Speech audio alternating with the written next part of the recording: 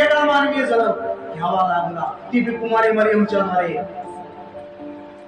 जेव्हा एखादा गर्भ राहतो, पुरुषाचे 23 आणि स्त्रीचे 23 क्रोमोझोम म्हणतात त्याला.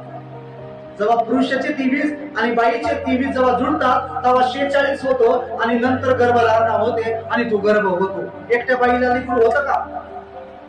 जेव्हा हे 23 आणि ते 23 गर्भामध्ये जातात तेव्हा बाळ निर्माण होतो, गर्भ राहतो. तसं येशूचा जन्म कसा झाला माहितीये का? वेगळा. आपला जन्म सगळं आई वडिलापासून होतो, पण प्रभू येशूचा जन्म फक्त स्त्रीकडून झालेला आहे. त्याच्यात पुरुषाचं काहीच नाही, फक्त स्त्रीचा 23च आहे क्रोमोझोम. हालेलुया, फक्त 23. म्हणून येशूचं रक्त आपल्याला वाचवण्यासाठी सामर्थ्यशाली आहे.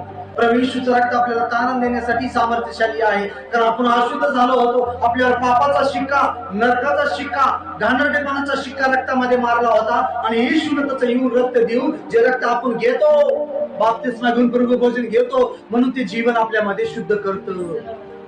अजून ज्यांचं झालं नाही त्यांना घेणं गरजेचं. अजून आपण घेतलंच नाही आणि म्हणतोय आपण शुद्ध व्हा, शुद्ध व्हा. कसं शुद्ध होणार? आपलं ब्लड शुद्ध झालं पाहिजे का नाही? म्हणून ते भाकर आणि ते रक्त जेव्हा आपण घेतो, एक मान